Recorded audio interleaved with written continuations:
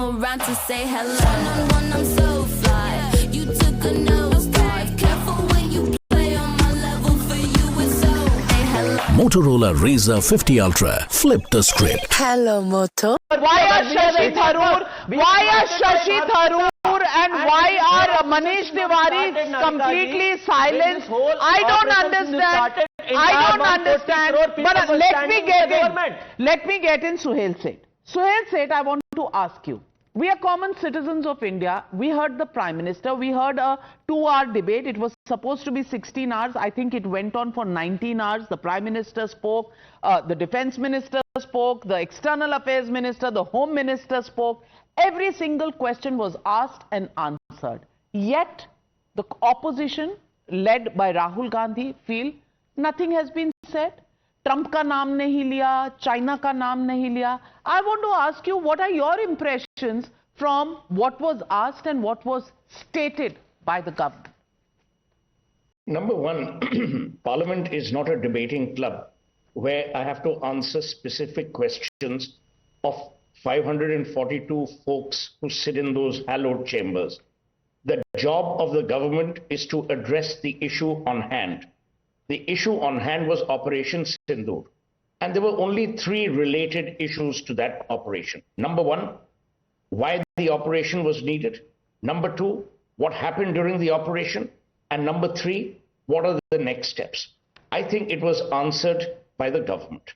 Now, if Rahul Gandhi also in between wants to check the weather of Fiji, or Kanimoi wants to discuss language issues, it is not the business of the government. A. B. You know, I have never ever criticized Rahul Gandhi for, I've never said he's anti-national or he's anti-Indian. I've never said that, I never will.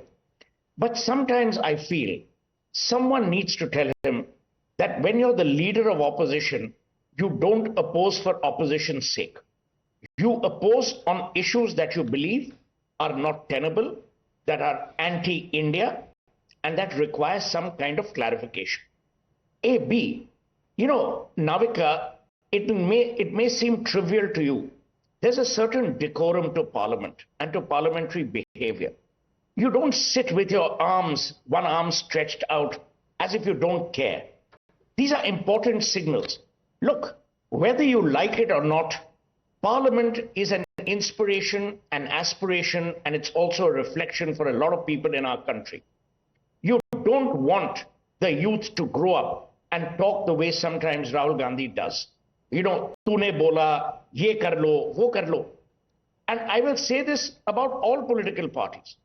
When you lose decorum and when you lose the ability to be decorous, you actually fail in the argument that you're putting forth.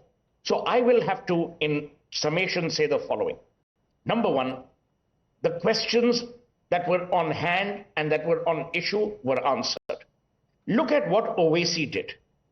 In this debate, Owaisi did a segue, which to my mind was remarkable, where he talked about the conscience of the government, qua BCCI and cricket. That is responsible opposition. That is a responsible way of asking a question or making a point.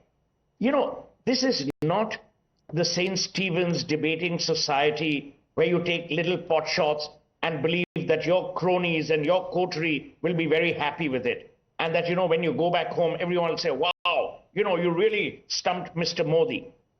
The difference is, and I've said this before, some politicians in our country are catering to the Oxfords and the Cambridges of the world, and some politicians are catering to the people of India. You have to decide. I'm not saying Rahul Gandhi is wrong. It is his problem, it is his perspective and his initiative. All I can tell you is that from a people's standpoint, it doesn't go down well. And this is not the first time he has behaved in an abysmal manner. 20 seconds, please. Okay.